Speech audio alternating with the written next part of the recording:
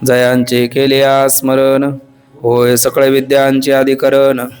तेची वंदो श्रीचरण श्री गुरूंचे, ते नमस्कारो आता. विचारसागर तरंग चौथा, परिच्छेद 7 क्रमांकाचा. त्या अगोदर 6व्या परिच्छेदामध्ये शेवटी शिष्य बोलतं आणि तदनंतर गुरुदेव त्याचं उत्तर देताना काय बोलतात तो विचार आपण क्रमप्राप्त पाहणार आहोत. अनुक्रमे प्रथम, द्वितीय, तृतीय अशा 3 तरंगाचा विचार पूर्ण करून चतुर्थ तरंगाचा विचार आपला क्रमप्राप्त चालू आहे. अनुबंधाचा संक्षेपाने विस्ताराने प्रथम द्वितीय तरंगामध्ये विचार करून झाल्याच्या नंतर तृतीय तरंगामध्ये गुरुचं लक्षण आणि गुरुचं कर्तव्य विचार केला आणि शिष्याचं लक्षण काय आणि गुरुची सेवा करावी कशी आणि गुरुला प्रश्न कधी आणि कोणता विचारावा यासंबंधी विचार तृतीय तरंगात केला. चतुर्थ तरंगामध्ये प्रथम परिच्छेदामध्ये उत्तम अधिकाऱ्याला उपदेशाचा प्रकार काय यासंबंधी विचार केला. द्वितीय परिच्छेदामध्ये एक कल्पित कथानक पिता आणि पुत्र आणि ते 3 पुत्र आणि 1 पिता म्हणजेच एक प्रकारचे अधिकाऱ्याची प्रतीक आहेत. तर तत्वदृष्टी हा उत्तम अधिकारी आहे, अदृष्टी हा मध्यम अधिकारी आहे, अंतर्कदृष्टी हा कनिष्ठ अधिकारी आहे आणि त्यांचा पिता हा अत्यंत मंद आहे. मग या पिता पुत्राकरताच इथून पुढील त्याच ग्रंथाचा शेवट या पिता आणि पुत्र यांना केलेल्या उपदेशामध्येच विचारसागर नामक ग्रंथाचा शेवट होतो. तृतीय परिच्छेदामध्ये आम्ही कशाकरता आपल्याला शरण आलो हा विचार सांगितला आणि आत्मनिवेदन स्वरूपाची भक्तीही केली. आणि मग श्री गुरुदेवाने त्याचं उत्तर देताना सांगितलं की दुःख स्वरूपाच्या ठिकाणी नाहीच आहे, त्याची निवृत्ती काय करणार. परमानंद आहे आपलं स्वरूपाच आहे, तर त्याची प्राप्ती काय करणार. आणि नित्यनिवृत्त दुःखाच्या निवृत्तीची इच्छा होत असेल आणि नित्य प्राप्त असणाऱ्या परमानंदाच्या प्राप्तीची इच्छा होत असेल तर याचा अर्थ तुम्हाला काय झालेला आहे, भ्रम झालेला आहे. परंतु गुरुदेवांनी केलेला हा उपदेश सहजासहजी मान्य होईल असं मात्र नाही. तो म्हणतो माझा आत्मा जर परमानंद रूप असेल तर यत्किंचित अनुकूल विषयाचं श्रवण, दर्शन किंवा भोग झाल्याच्या नंतर जो प्रिय, मोद आणि प्रमोद अशा स्वरूपाचा आनंद होतो तो का व्हावा. याचा अर्थ विषयाने आनंद होता असेल तर आत्मा आनंदरूप या म्हणण्याला काही अर्थ नाही. आणि आत्मा आनंदरूप असेल तर विषयापासून आनंद होता का म्हणे. गुरुदेवाने त्याचं उत्तर दिलं, जरी विषयापासून आनंद होताना वाटला तरी तो आपला भ्रम आहे. आनंद हा परमात्मा स्वरूपाचाच असतो, ब्रह्मस्वरूपाचाच आहे, आत्मस्वरूपाचाच आहे.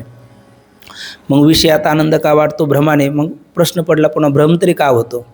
तर स्वयंबुद्धीच्या बाही रेगाले तयाची शुद्धीचं नाही, एक जाणवेच्या डोही गर्वेची गिळले. स्वबुद्धीने आपल्याला हा निर्णय होत नाही. काय या ठिकाणी नेमकं घडती प्रक्रिया. तर शास्त्राने सांगितलं अज्ञात ज्ञापकत्वम शास्त्रस्य शास्त्रत्वम. मग शास्त्राने त्याचं उत्तर दिलं की इच्छित अनुकूल विषयाची प्राप्ती, वृत्तीची स्थिर अंतर्मुक्ता आणि आत्मानंदाचं भान या 3 गोष्टी युगोपात घडतात. आणि म्हणून भ्रमाने आपल्याला वाटतं की हा होणारा आनंद कशापासून झाला, विषयापासून झाला, पण तो विषयाचा नसून आत्मस्वरूपाचाच आहे असं गुरुदेवाने उत्तर दिलं.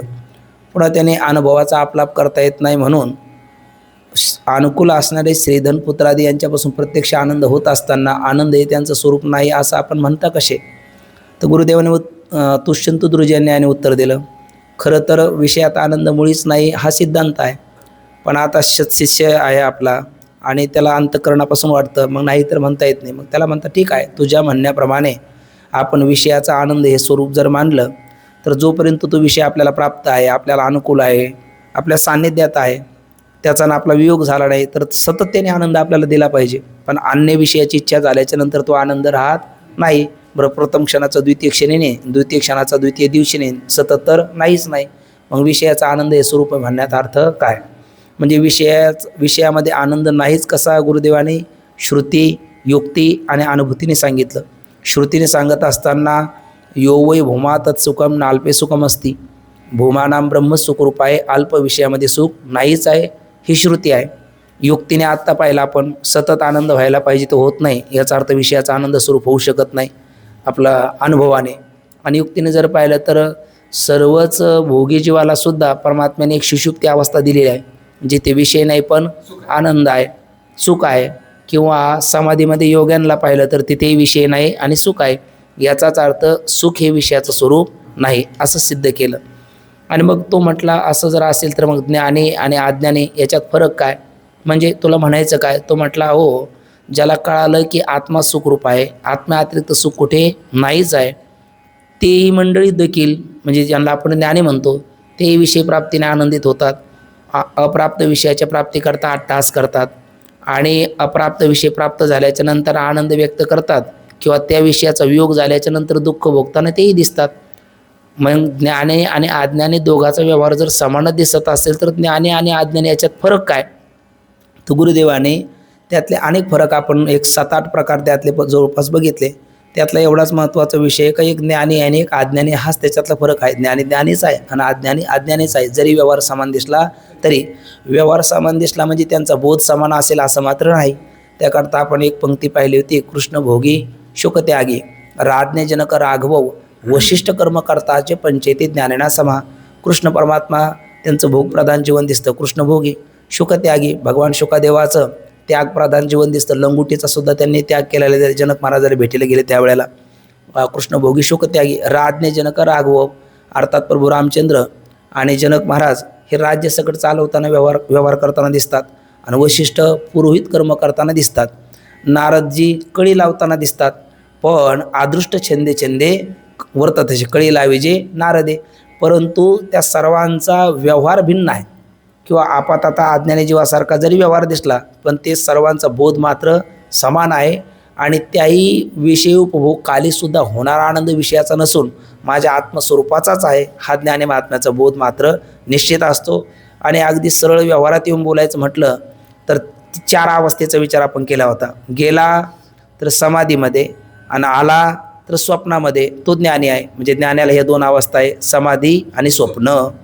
ज्ञानी आपले ज्ञानाच्या बाबतीत आणि अज्ञानी गेला तर सुषुप्तीमध्ये आणि आला तर जागृतीमध्ये. कारण स्वप्नसुद्धा त्याला सत्यच वाटतं, सत्य म्हणूनच तो व्यवहार करतो. याचा अर्थ अज्ञानालाही 2च अवस्था असतात आणि ज्ञानालाही 2च अवस्था असतात. अशा अनेक पद्धतीने ज्ञानी अज्ञानी याच्यातला फरक आपण पाहिला आणि मग त्या तत्वदृष्टी नामक शिष्याला मान्य झालं. जरी आपल्याला होणारा आनंद विषयाचा वाटला तरी तो विषयाचा नसून कोणाचा आहे, आत्मस्वरूपाचाच आहे. पण आमच्या एक कामना होती का 2 कामना होत्या? 2 कामना होत्या. एक परमानंदाची प्राप्ती व्हावी. आता तुमच्या सांगण्यावरून आमच्या लक्षात आलं की परमानंद स्वरूप कोण आहे, आत्माचा आहे, विषयात आनंद मुळीच नाही हे आमच्या लक्षात आलं. बरं, वाटला तरी तो भ्रम आहे हेही आमच्या लक्षात आलं. पण दुसरा प्रश्न आमचा होता की संसार दुःखाची निवृत्ती व्हावी. तर तुम्ही त्याचं उत्तर दिलं की बाबा संसार दुःखाचा तुझ्या आत्मस्वरूपास ठिकाणी त्रैकालिक अत्यंत अभाव आहे. कशा पद्धतीने? तर सूर्याशी अंधकारू काही झाला होता गोचरू तरी तमारू हा डगरू आला चिकी. सूर्याच्या ठिकाणी अंधकार नाहीच आहे. अंधकाराचा सूर्याच्या ठिकाणी जसा त्रैकालिक अत्यंत अभाव आहे तसं तुझ्या ब्रह्मात्मस्वरूपा ठिकाणी कशाचा अभाव आहे? संसार दुःखाचा अभाव आहे असं तुम्ही सांगितलं. किंवा वंद्या पुत्राचा त्रैकालिक अत्यंत अभाव आहे. वांजेच्या लेखा कैची जन्मपत्रिका नभी निळी भूमिका कुलपुपा. मग वंद्या पुत्राचा जसा त्रैकालिक अत्यंत अभाव आहे तसा संसाराचा सुद्धा तुझ्या आत्मस्वरूपा ठिकाणी त्रैकालिक अत्यंत अभाव आहे. पण काय पटतं काय पटत नाही म्हटलं तर आपण दृष्टांत पटतो पण दार्ष्टांत नाम सिद्धांत पटत नाही. दृष्टांत का पडतो? वंद्यापुत्र नाही म्हणतात तर तो प्रतीतीला येत नाही. जर संसार दुःख नाहीच तर त्याची प्रतीती येऊ नाही. प्रतीती तरी येते, हा घे माझा अनुभव, म्हणजे मी त्या दुःखाने गाजलेला आहे, पिडलेला आहे आणि दुःखे सांगू की 3 माझी अशी स्थिती आहे. मग तुम्ही संसार दुःख तुम्ही नाही म्हटलं बरं, तुमच्या वचनावर विश्वासही असला पाहिजे. कारण तुम्ही जे बोलता ते गुरु शिष्याच्या कल्याणाकरताच बोलत असतात ना. पण मग आता काय करणार? दुर्दैवाने मला ते कसंच वाटतं, अर्थात ते मला पटत नाही. म्हणजे थोडक्यात काय, मला पटेल असं आपण ते बोला किंवा आमच्या बुद्धीवर ते आरूढ करून द्या. तो गुरुदेव म्हटले आणि त्याने आणखं असं म्हटलं, तुम्ही काय करा मग ते संसाराचं स्थान सांगा. जरी मला माझ्या ठिकाणी प्रतीतील आला तर तो माझ्या ठिकाणी नसून अजून दुसऱ्या कुठे आहे ते स्थान सांगा, मी तिथे मानेल आणि माझ्या ठिकाणी मानणार नाही. जसं की त्याकरता उदाहरण आपण काय पाहिलं होतं, कशाच ठिकाणी काय दिसला तरी तो तिथे नाही.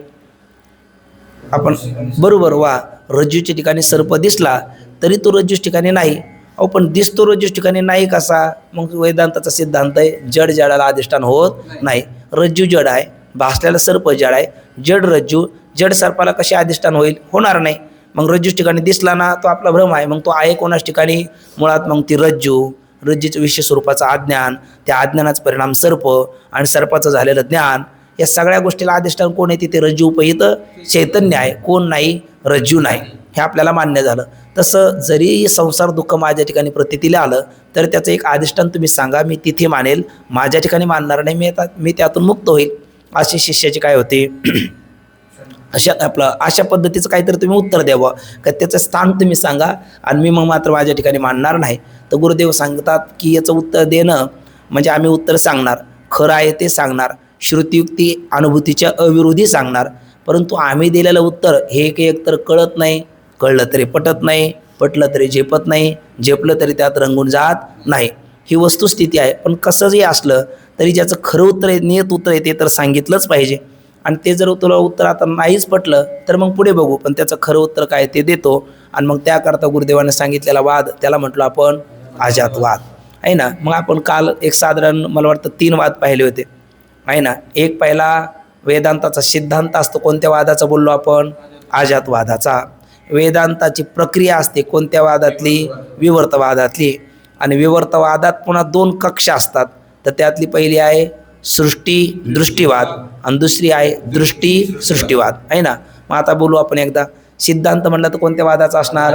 अजातवादाचा. पण अजातवादामध्ये तुम न हम दप्तर गुम, ज्याच्यामध्ये काहीच बोलता येत नाही, न बोलायचं काय घेशील. बरं, तो अजातवाद सिद्धांत असल्यामुळे सिद्धांतामध्ये मतमतांतर आहे का एक वाक्यात आहे? एक वाक्यात आहे. सर्वांची एक वाक्यात आहे. त्याकरता आपण काल काही दाखले पाहिलेत. पहिला दाखला पाहिला, ज्ञानोबराय म्हणतात व्यासांचा मागोवा घेतो, भाष्यकारा ते वाट पुसतो, अयोग्य मी न पोहतो हे जाईल. म्हणून भाष्यकार भगवत पूज्यपाद श्रीमद आद्याचार्य शंकराचार्य आपल्या प्रस्तांतरेचे करते म्हणजे नाथबाबा असतील, ज्ञानोबराय असेल आणि जगद्गुरु तुकोबराय असेल, सर्वांनी भगवत पूज्यपाद आद्याचार्य शंकराचार्य महाराजांना बहुमान दिलेला आहे. आता माऊलीची ओवी पाहिली म्हणजे माऊली त्यांना मान देतात, सन्मान देतात. नाथबाबा म्हणतात वंदू आचार्या शंकरू, जो ग्रंथार्थ विवेक चतुरू, सांडूनी कर्मडतेचा दिन करू, प्रबोध दिन करू प्रकाशाला. म्हणजे आचार्य शंकराचार्य महाराजांना कोणी मान दिला? पुन्हा नाथबाबाने मान दिला. तेच तुकोबराय म्हणतात तुका करी प्रणिपात दंडवत आचार्या, म्हणजे तुकोबराय सुद्धा त्यांना बहुमान देतात.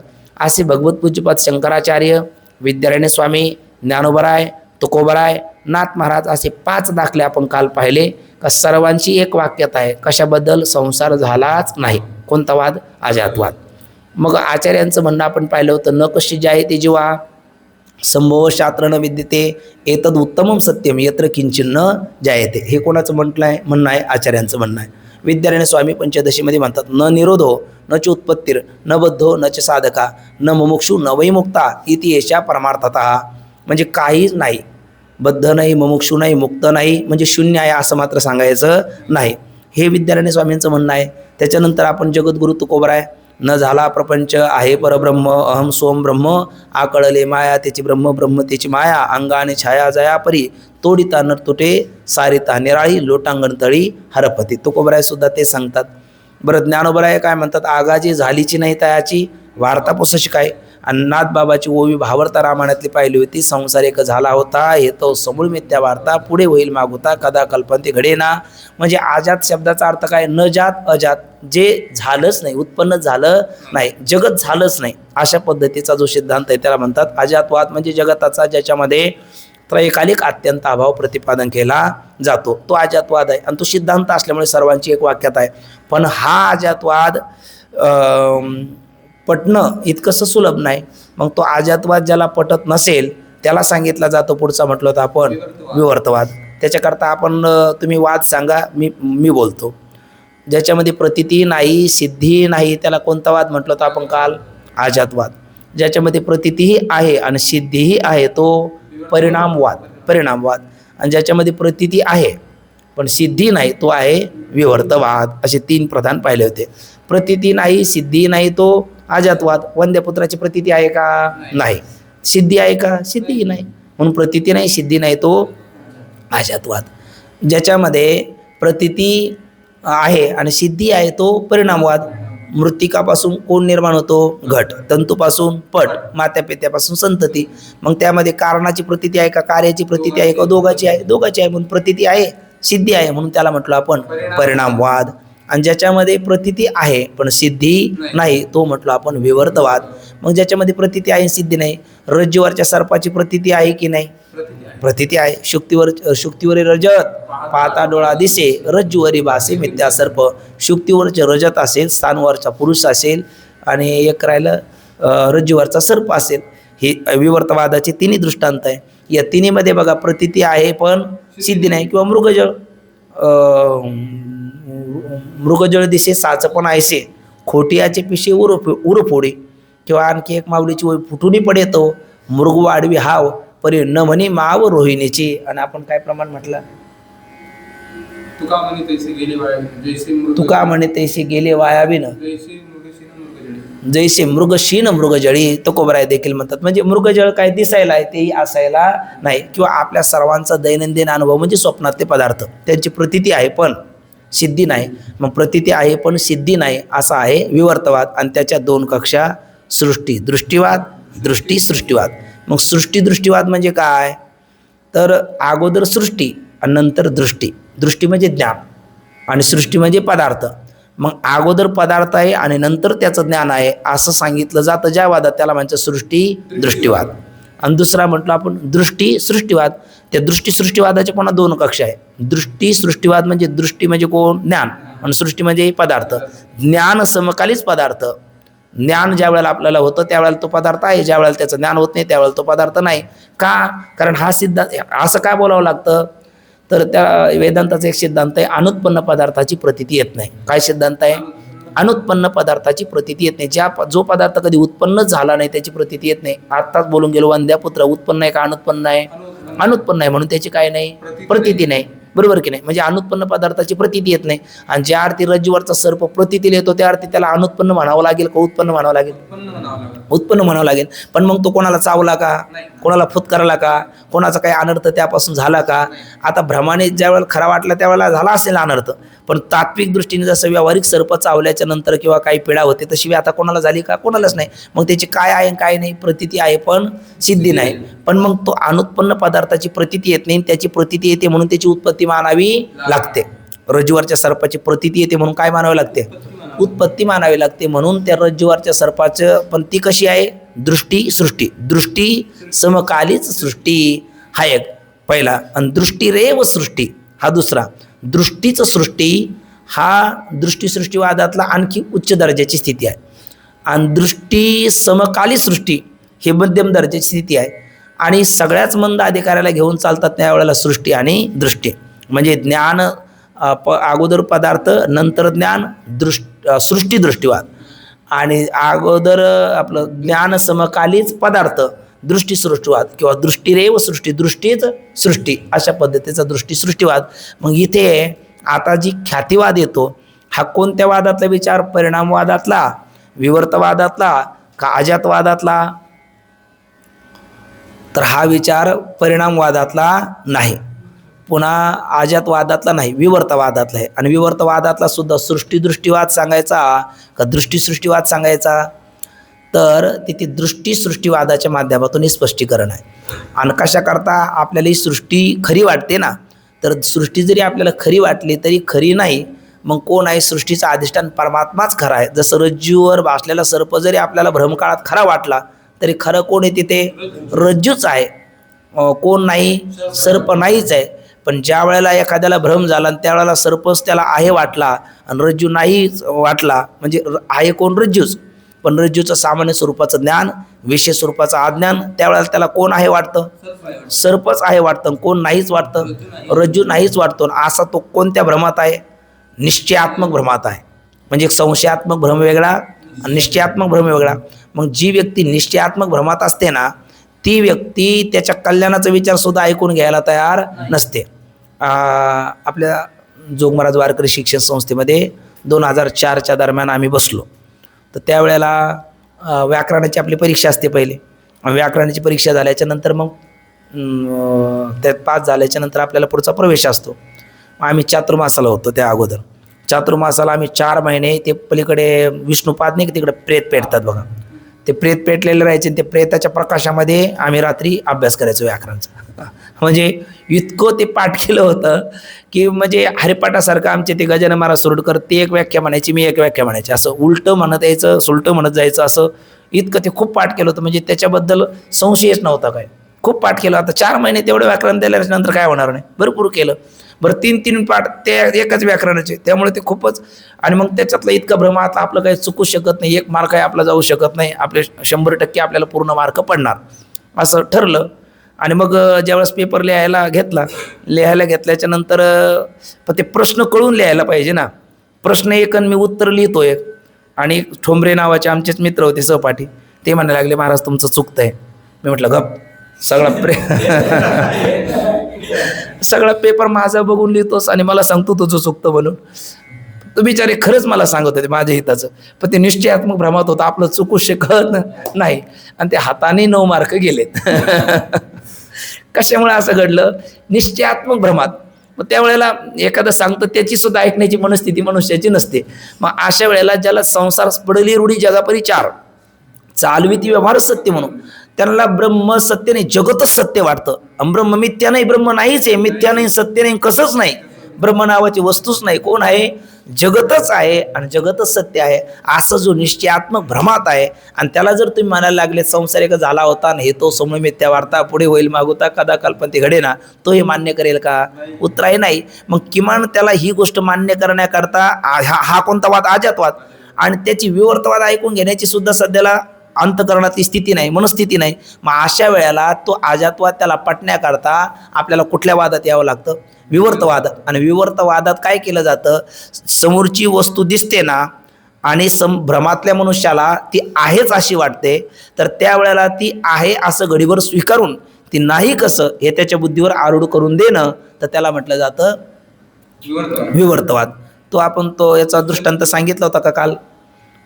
अजातवाद पटला म्हणजे अजातवाद पटण्याकरता सांगितलेला जो विवर्तवाद आहे, तो विवर्तवाद एकदा पटला का किंवा कळाला, झेपला, रुचला, पचला, तर त्याला अजातवाद वेगळा सांगावा लागत नाही. कारण विवर्तवादाचं पर्यवसानच शेवटी अजातवादात होतं. ते गारगोटी याचा प्रसंग सांगितला होता काल, मग तेवढं सांगतो बघा. एक मेंढपाळ असतो, रानात जातो. रानात गेल्याच्या नंतर त्याने मोबाईलवर म्हणा, टी व्हीत म्हणा, कुठंतरी ते चमचम करणारे हिरे पाहिलेले असतात. आणि हिरे अनमोल असतात, त्याचं सहजासहजी मोल करता येत नाही.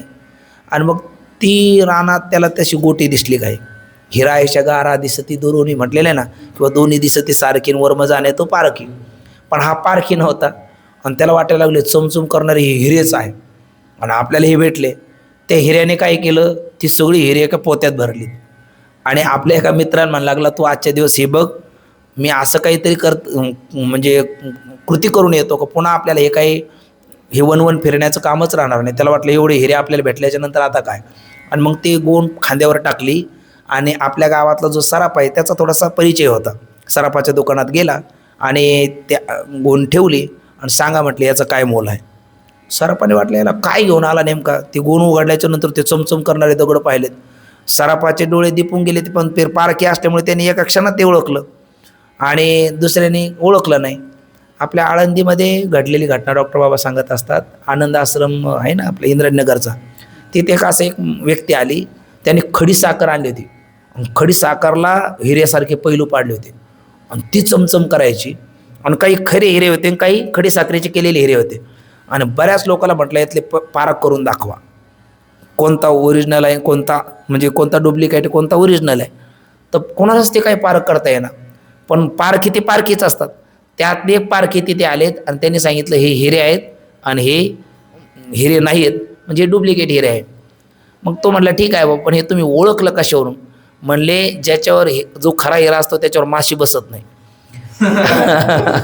आणि हे खडी साखरेचे हिरे माशी त्या गोड्याच्या लोभाने बसल्याशिवाय राहत नाही.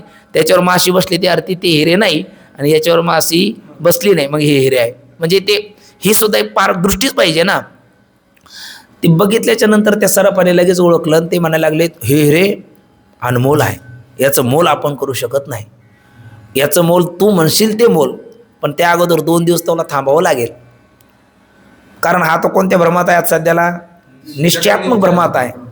त्याला वाटतं मी खरीच हिरे घेऊन आलो.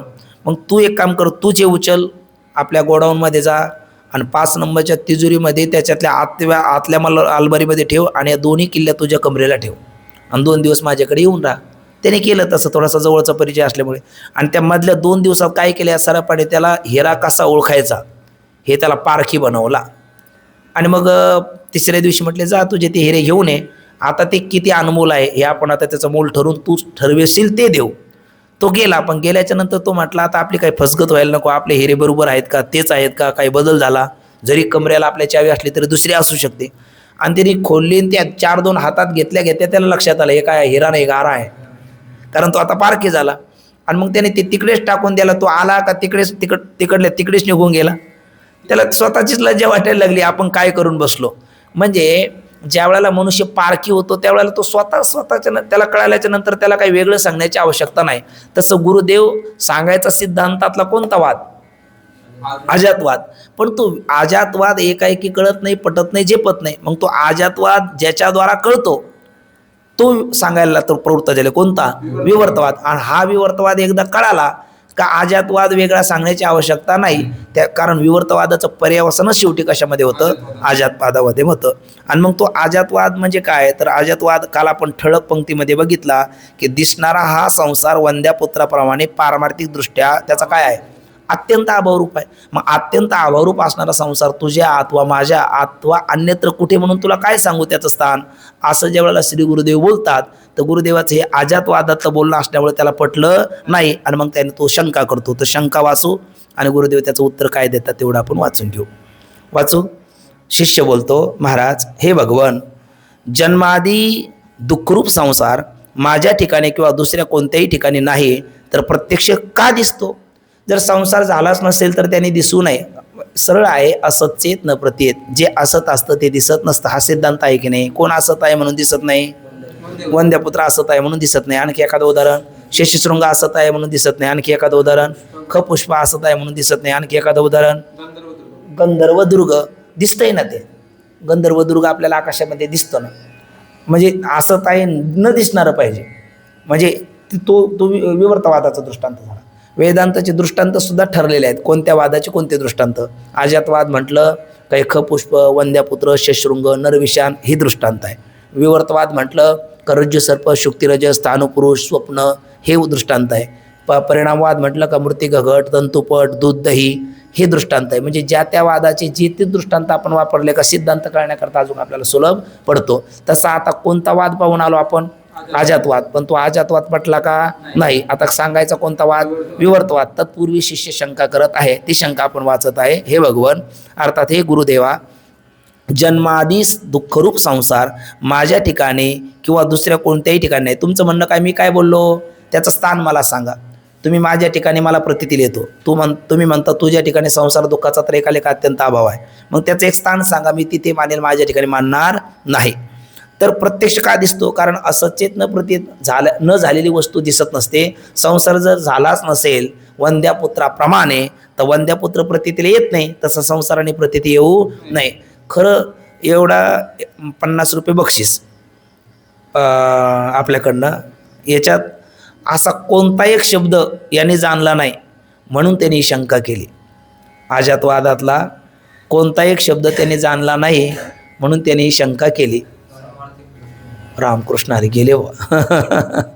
कारण पारमार्थिक दृष्टी असं जर त्याच्या डोक्यात असतं तर त्याने हा प्रश्नच केला नसता. पण पारमार्थिक दृष्टीने हा शब्द तो विसरला म्हणून त्याने ही शंका केली. झाला तर विजय महाराजचा विजय झाला नाही, युवराज महाराजचा. हे भगवन, जन्मादी दुःखरूप संसार माझ्या ठिकाणी किंवा दुसऱ्या कोणत्याही ठिकाणी नाही तर प्रत्यक्ष का दिसतो. जी वस्तू झालीच नाही ती वंद्यापुत्राप्रमाणे कोणालाही दिसत नाही. तसा संसार जर झालाच नसेल तर तोही प्रत्यक्ष प्रतीत होऊ नये, आणि तो तर प्रतीत होतो. मग संसार प्रतीत होतो का होत नाही, होतो का होत नाही. मग होतो कधी, होत कधी नाही. अज्ञान असल्यावर होतो आणि ज्ञान असल्याच्या नंतर होत नाही. हे उत्तर आहे, पण अजून जरा बरं उत्तर. हां, कारण आता हे त्याच्यावर चालू आहे ना विचार आपला. मग तो व्यावहारिक दृष्ट्या प्रतीती येतो. पण पारमार्थिक दृष्ट्या त्याची प्रतीतीच येत नाही, कारण पारमार्थिक दृष्टीमध्ये किती पदार्थ असतात? पारमार्थिक दृष्टीमध्ये दोन असतात, एकच असतं. कोण? ब्रह्मच असतं. एकमेव अद्वितीयम ब्रह्म न ये नास्ति किंचन, हे किंचनापि नाना न अस्ति किंतु एकमेव द्वितीयम ब्रह्म असते. मग ब्रह्माच्या अतिरिक्त दुसरं काही नाहीच आहे, तर प्रतीती येईल कसे? म्हणून तो पारमार्थिक दृष्ट्या हा शब्द खूप महत्त्वाचा आहे. म्हणून गुरुदेव त्याला म्हणतात.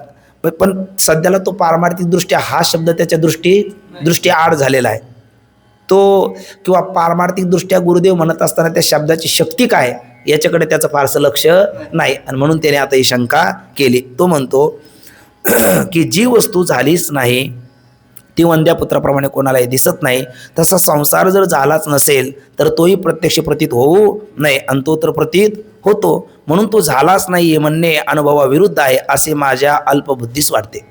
पण अल्पबुद्धीस वाटते का? कारण गुरुदेवाने उत्तर दिलं, कदाचित आपल्याला ते कळालं नसेल, त्यामुळे पण मला माझं समाधान व्हावं ही माझी प्रामाणिक धारणा आहे. तुम्ही बोलला म्हणून बाबा वाक्यम प्रमाणम होला हो असंही मी करणार नाही, तुमच्यावर माझा अविश्वास आहे असंही नाही. पण तुम्ही बोलत आहात, मी ऐकत आहात, पण माझ्या बुद्धीला पटलं तर मी ते स्वीकारेल. बरं पटलंच नाही तर ते स्वीकारण्यात त्यात तरी अर्थ काय? बरं त्यात तुम्हाला तरी समाधान वाटेल का? होला हो म्हणणं करणं तर हे वाटणार नाही. म्हणून तो म्हणतो की तसा संसार जर झालाच नसेल तर तोही प्रत्यक्ष प्रतीत होऊ नये, तो प्रत्यक्ष प्रतीत होतो. म्हणून तो झालाच नाही हे म्हणणे अनुभव विरुद्ध आहे असे माझ्या अल्पबुद्धीस वाटते, याचे समाधान सांगा. गुरुदेव त्याचं समाधान सांगतात. छोटासा परिच्छेद आहे, जेवढा आपण घेऊया. विवर्तवाद. कोणता वाद सांगतात? विवर्तवाद हा पारिभाषिक शब्द आहे. व्यवहारात त्याला काय म्हणणार आपण? मिथ्यावाद. त्यालाच म्हणणार अध्यस्त, कारण खाली आपल्याला टिप्पणी दोन अर्थ त्याची दिलीत. विवर्तवाद म्हणजेच मिथ्यावाद किंवा अध्यस्त, म्हणजे नसणाऱ्या पदार्थ दिसतो भ्रमदशेमध्ये, अशा जरी दिसला तरी तो नाहीच कसा आणि अधिष्ठानच आहे कसं हे सिद्ध करण्याकरता ज्या वादात बोलणं केलं जातं त्याला म्हणायचं विवर्तवाद, मिथ्यावाद वा अध्यासवाद. काय बोलतात बघा. म्हणजे ज्याच्यामध्ये ब्रह्मातिरिक्त दुसरं काहीच नाही तो अजातवाद आहे ना. ज्याच्यामध्ये ब्रह्मही आहे जगतही आहे तो परिणामवाद, आणि ज्याच्यामध्ये दिसायला जरी जगत असलं तरी असायला ब्रह्मच आहे तो विवर्तवाद आहे ना. आणि ते विवर्तवादामध्ये अगोदर जगत आणि नंतर त्याचं ज्ञान तो सृष्टीदृष्टीवाद, आणि ज्या वेळेला आपण पाहतो त्याच वेळेला जगत, ज्या वेळेला आपण पाहत नाही त्यावेळेला जगत नाहीच, तो दृष्टी सृष्टीवाद. तो कोणता वाद म्हणायचं मग त्याला? दृष्टी सृष्टीवाद, म्हणजे दृष्टी समकालीन सृष्टी. बघा वाचू. विवर्तवाद. श्री गुरु बाबा रे, अजातवाद कोणास पटत नाही व एकाएकी कोणास पटणे शक्यही नाही. तो पटत नाही म्हणजे गुरुदेव त्याला बोलत असताना गुरुदेव म्हणतात, तो काय म्हटला? माझा तुमच्या बोलण्यावर विश्वास असायला पाहिजे, पण दुर्दैवाने मला ते कशाचेच वाटते. मग गुरुदेवाने काय म्हणावं? क्रोध्या विश्वासी त्याची बोध कायचा व्यर्थ आपली वाचा शिरू नये, नापृष्ठा कशाचित ब्रुयात. तुला आता तू काय ऐकण्याचा, तुला ते काही तुझा काय अधिकार नाही, चल उठ चालता हो, मलाही मोकळा कर, असं गुरुदेव म्हणत नाही. गुरुदेव अंतकरण त्यांचं कृपाळू आहेत ना, इथेच कृपाळूपणा आहे ना, म्हणजे शिष्याचा उद्धार व्हावा त्यांच्या अंतकरणामध्ये तळमळ आहे.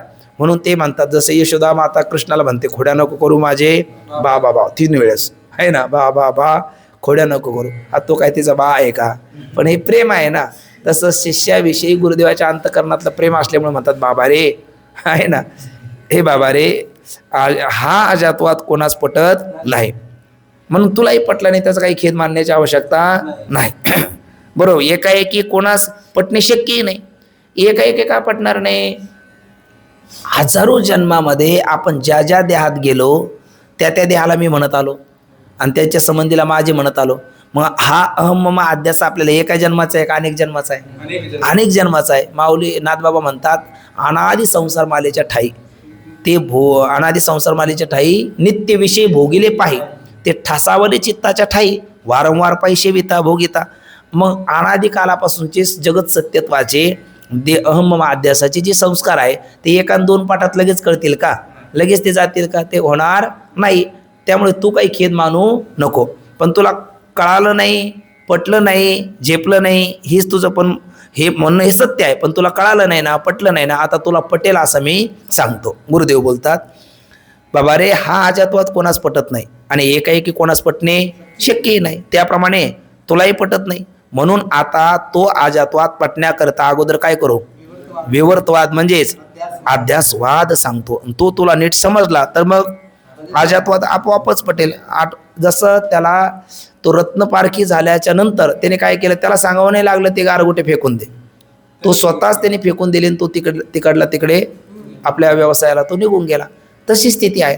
हा अजातवाद एकदा तुला पटला, आपला विवर्तवाद पटला की अजातवाद तुला आपोआप पटेल, मला वेगळं त्याला स्पष्टीकरण द्यावं लागणार नाही.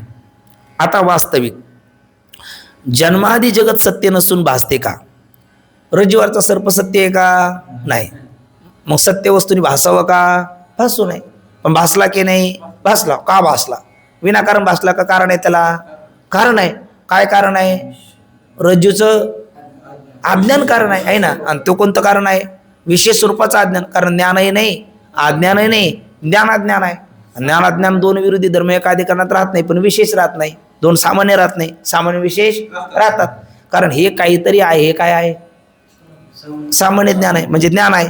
आणि नेमकं काय कळत नाही म्हणतो, हे अज्ञान आहे. म्हणजे इदम किंचित अस्ति हे ज्ञान आहे, इदम किम अहम न जानामी हे अज्ञान आहे. म्हणजे सामान्य स्वरूपाचं ज्ञान आहे, विशेष स्वरूपाचं अज्ञान आहे. आणि त्या अज्ञान हेच कारण आहे कोणाला? सर्पाला. मग सर्प विनाकारण आहे का कारण आहे?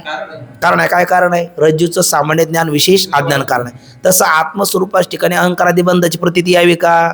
येऊ नये. कारण नाहीच ना, नाहीच तर मग प्रतीती येऊ नये विष्टीदृष्ट्या. आणि जगदंतपाती पदार्थाची ब्रह्मस्वरूपाच्या ठिकाणी प्रतीती यावी का? येऊ नये. पण येते की नाही? येते. मग काय कारण? हेच कारण आहे. आत्मस्वरूपाचं काय आपल्याला? अज्ञान आहे का ज्ञान आहे? का ज्ञान अज्ञान आहे? पुन्हा मग इथे ज्ञान अज्ञान आहे. मग आत्मस्वरूपाचं कोणतं ज्ञान आहे? सामान्य स्वरूपाचं ज्ञान आहे. आणि कोणतं अज्ञान आहे? विशेष स्वरूपाचं अज्ञान आहे. सामान्य स्वरूपाचं ज्ञान आहे म्हणजे काय आहे? आहे रूपाने ज्ञान आहे. काय आहे? आहे रूपाने ज्ञान आहे. म्हणजे कोण आहे? मी आहे. मग मी कोण आहे? मी ब्राह्मण आहे, मी क्षत्रिय आहे, कुठल्या तरी वैश्य आहे, किंवा कुठल्या तरी कुळातला आहे, कुठल्या तरी जातीतला आहे ना. मी स्थूलदेह आहे, सूक्ष्मदेह आहे, या रूपाने ज्ञान आहे. पण मी ब्रह्म आहे या रूपाने काही नाही, ज्ञान नाही. म्हणजे कोणत्या रूपाने ज्ञान आहे? सामान्य रूपाने ज्ञान आहे. म्हणजे सदरूपाचं ज्ञान आहे. आणि सच्चिदानंद कुटस्थ नित्य बुद्ध मुक्त स्वभावान या विशेष स्वरूपाचं अज्ञान आहे. आणि मग सामान्य स्वरूपाचं ज्ञानात आणि विशेष स्वरूपाच्या अज्ञानात भ्रम होतो. मग ज्ञानात भ्रम होतो का अज्ञानात भ्रम होतो का? ज्ञान अज्ञानात होतो. ज्ञान अज्ञानात होतो. कोणत्या ज्ञानात होतो आणि कोणत्या अज्ञानात होतो? विशेष स्वरूपाच्या अज्ञानात आणि सामान्य स्वरूपाच्या ज्ञानात होतो. मग आपल्याला भ्रमच होऊ नये असं वाटत असेल तर काय असलं पाहिजे? एकतर पूर्णच अज्ञान असलं पाहिजे, नाहीतर पूर्णच ज्ञान असलं पाहिजे. म्हणजे एकतर रज्जूचं इयम रज्जू असं विशेष रूपाने ज्ञान असावं, नाहीतर मग इदम किंचित हेही नसावं, इदम किंचित हेही नसावं, किंवा इयम रज्जू असं असावं. पण आपलं फसगत झाली काय? इदम किंचित असं आहे आणि इयम रज्जू असं नाही, आणि त्यामुळे अयम सारपा हा भ्रम झाला. तसं आपल्याला ब्रह्माचं ज्ञान आहे का अज्ञान आहे? आपल्याला पूर्ण अज्ञान असलं तरी भ्रम झाला नसता. आणि मी ब्रह्मच आहे असं विशेष स्वरूपाचं ज्ञान असतं तरी भ्रम झाला नसता. पण आपल्याला कोणतं ज्ञान आहे ब्रह्मस्वरूपाचं? विशेष स्वरूपाचं अज्ञान. आपल्याला ब्रह्मस्वरूपाचं कोणतं ज्ञान आहे? सामान्य स्वरूपाचं ज्ञान आहे. म्हणजे सदरूपाने ज्ञान आहे रूपाने ज्ञान आहे. पण कोणतं अज्ञान आहे? विशेष स्वरूपाचं अज्ञान आहे. म्हणजे सच्चिद आनंद घन ते असणारं निर्गुण निराकार असंग चैतन्य मीच आहे या विशेष स्वरूपाचं काय आहे? अज्ञान आहे. आणि त्यामुळे झाला आपल्याला व्यष्टी कुटस्थ चैतन्याच्या ठिकाणी अहंकाराधिकाचा, तर समष्टी जगदंतपाती समष्टी ब्रह्माच्या ठिकाणी जगदंतपाती पदार्थाचा काय झाला? भ्रम झाला. म्हणजे याला सुद्धा कारण काय? अज्ञानच कारण आहे. बरं, मग जे अज्ञानाने प्रतीती येतं ते कशाने निवृत्त होतं? ज्ञानाने निवृत्त होतं. का बरे? कारण सिद्धांत आहे तुमचा, जे ज्याच्या अज्ञानाने भासतं ते त्याच्या ज्ञानाने निवृत्त होतं. बघा आता मुळात आपण आलो, थकू नका झाला. आता वास्तविक जन्मादी जगत सत्य नसून भासते का याचे कारण सांगतो. तुला स्वतःच्या आत्म्याचे मी मनुष्य, मी ब्राह्मण, मी सुखी. बघा, मी मनुष्य हे कोणतं ज्ञान झालं? भ्रमात्मकच आहे ना. मी ब्राह्मण म्हणणं हे भ्रमात्मक आहे. अहम सुखी, अहम दुःखी वगैरे रूपाने ज्ञान आहे. पण काय नाही? मी ब्रह्म आहे असे आत्म्याचे ब्रह्मरूपाने ज्ञान नाही. आणि आपण मागं एक दिवस बोललो ना, मनुष्याला एखाद्या आपले मित्र असतो आणि आपण सगळ्या मित्र म्हणजे काय, we are friend two body but one heart आपले डॉक्टर बाबा म्हणत असतात. ते दिसायला दोन असतात, त्यांचं हृदय अंतकरण एक असतं. आणि खूप सख्य असल्यामुळे ते एकांतात आल्याच्या नंतर मग ते काही एकमेकाला काही बोलतात. ते चार लोकात असलं का मर्यादा पाळतात, पण ते जसं मोकळे आले का मग ते मोकळे बोलतात. आणि मग ते मग रागवला एखादा मित्र तो म्हणतो काही म्हणतो बेशरम आहे. तो म्हणतो बरं आहे भाई, काय म्हणणे तुझं? नाही पण तू नालायक आहे. हा, आहे काय म्हणणं आहे, गाढव आहे, सगळं आहे. आणि तू ब्रह्म आहे. ब्रह्म कसा असेल आहे ना. म्हणजे सगळं पटतं पण ब्रह्म आहे म्हणणं मात्र पटत नाही. म्हणजे जे खरं आहे ते पटत नाही आणि जे खोटं आहे ते पटतं. याचं कारण काय, त्याला झालेला एक प्रकारचा भ्रम आहे, सामान्य ज्ञान आणि विशेष स्वरूपाचं अज्ञान. म्हणून त्याला म्हणतात की मी ब्रह्म आहे, मी मनुष्य आहे, या रूपाने आत्मरूपाचे ज्ञान, आत्मस्वरूपाचे म्हणजे मी ब्रह्म आहे असे आत्म्याचे ब्रह्मरूपाने काय नाही, ज्ञान नाही. आणि असे जे आत्म्याचे कोणते अज्ञान, इकडे म्हणचं ना मी आहे म्हणजे कोणतं ज्ञान, तिथं म्हणायचं सामान्य स्वरूपाचं ज्ञान. आणि मी ब्रह्म आहे असे आत्मस्वरूपाचे ज्ञान नाही, म्हणजे कोणते ज्ञान नाही, विशेष स्वरूपाचे ज्ञान नाही. म्हणजे विशेष स्वरूपाचे काय आहे, अज्ञान आहे. आणि त्या अज्ञानाच्या योगानेच कशाची प्रतीती होते, जगताची प्रतीती. त्याचं म्हणणं काय आहे, कोणाच्या प्रमाणे कोण नाही तर प्रतीती येऊ नये. शिष्याचं म्हणणं कोणाच्या प्रमाणे नाहीच कोण म्हणून प्रतीती येऊ नये. नाही नाही, सिद्धांत वंद्या पुत्राप्रमाणे जगत झालंच नाही तर वंद्या पुत्राची प्रतीती येऊ नये. तशी वंद्या पुत्र नाही ना त्याची प्रतीती येत नाही, तसं जगत झालंच नाही तर त्याची प्रतीती येऊ नाही. अशी काय आहे शंका. मग गुरुदेव काय म्हणतात, वंद्या पुत्र नाही त्याची प्रतीती येत नाही. जगतही वंद्या पुत्राप्रमाणे पारमार्थिक दृष्ट्या नाही, पण व्यावहारिक दृष्टीने जगताची प्रतीती आल्याशिवाय राहत नाही. मग त्याचं काय कारण, तर त्याचं कारण जसं रज्जूवर सर्प नसताना प्रतीती येतो, काय कारण, रज्जूचं सामान्य ज्ञान विशेष अज्ञान. तसं आत्मस्वरूपाच्या ठिकाणी अहंकारादी बंध, ब्रह्मस्वरूपाच्या ठिकाणी जगदंतपाती पदार्थ नसताना प्रतीती येतात. काय कारण, तेच आत्मब्रह्माचं सामान्य स्वरूपाचं ज्ञान आणि विशेष स्वरूपाचं अज्ञान. त्या अज्ञानामुळे प्रतीती येते असं गुरुदेव उत्तर देतात. म्हणून म्हणतात, उदाहरण देतात बघा, जसा रज्जूच्या ठिकाणी कोण नाही आहे ना, जसं रज्जूच्या ठिकाणी सर्प रज्जूच्या अज्ञानाने कसा प्रतीतील येतो, मिथ्या प्रतीत होतो, तसा जन्मादी संसार सत्य नसून आत्मस्वरूप अज्ञानामुळे मिथ्या प्रतीत होतो. हे गुरुदेव बोलले ना, शिष्य म्हणू लागला, महाराज म्हणले काय, मला हा रज्जू सर्पाचा दृष्टांत नीट समजून सांगा.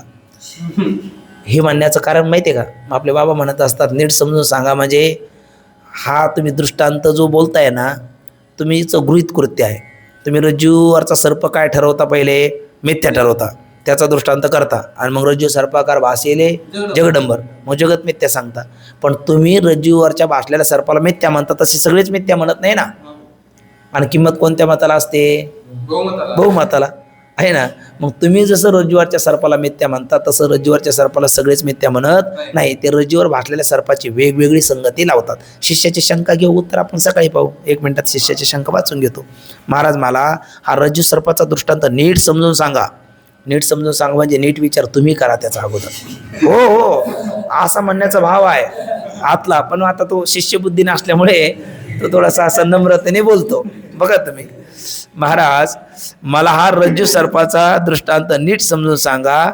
मला प्रथम रज्जू सर्पाचे दृष्टांतातच रज्जूच्या ठिकाणी सर्प कसा भासतो अशी काय आहे शंका आहे. आणि पुढे बघा, याचे जर नीट समाधान झाले, या बाबतीत तुम्ही जर मला कळेल असं, रुचेल पचेल झेपेल असं बोलला का, मग मी हे मान्य करेल. तर त्याप्रमाणे आत्म्याच्या ठिकाणी संसार दुःख मिथ्या आहे असा माझ्या काय होईल, लक्षात येईल. पण अडचण ही आहे का रज्जूचे ठिकाणचा सर्प जसा आपण मिथ्या सांगता, तसा इतर लोक म्हणजे इतर शास्त्रकार, इतर दर्शनकार, इतर ख्यातिवादी हे त्याच काय मानत नाही, मिथ्या मानत नाही. मग काय मानतात, तर ते रज्जूच्या ठिकाणच्या होणाऱ्या म्हणजे प्रतीत होणाऱ्या सर्पाच्या प्रतीतीची काय करतात, निरनिराळ्या रीतीने म्हणजे निरनिराळ्या ख्यातीने काय करतात, व्यवस्था लावतात, म्हणजे संगती लावतात. निरनिराळ्या रीतीने संगती लावतात, म्हणजे आम्ही लावतो तशी नाही लावत, तुम्ही लावतो तशी नाही लावत, तुम्ही मिथ्या म्हणतात तसे ते मिथ्या म्हणत नाही. मग ते काय म्हणतात, मग तो म्हणतो मी सांगतो ना तुम्हाला. गुरुदेव म्हटले पण मी थकलो रे, मग उद्या सांगशील काय, म्हटले चालेल गुरुदेव उद्या सांगतो. कशी लावतात ते सांगतो, तो उद्या शिष्य बोलणार आहे. म्हणजे इथून पुढचं 5 ख्याती शिष्य बोलणार आहे आणि 6वी सिद्धांताची अनिर्वचनीय ख्याती गुरुदेव बोलणार आहे. अत्यंत गोड विषय आहे, नित्याचा आपल्या पाठातला आहे. तर उद्यापासून आपण त्याला ख्यातिवादाला पाहायला आरंभ करू. उद्या सकाळी ठीक 10 ते 11 या वेळेमध्ये ख्यातिवादाचा विचार आरंभ होईल. पुंडलिक वरदारी विठ्ठल, श्री ज्ञानदेव तुकाराम, पंढरीनाथ भगवान, माऊली ज्ञानेश्वर महाराज, जगद्गुरु तुकाराम महाराज, सद्गुरु जोग महाराज की जय.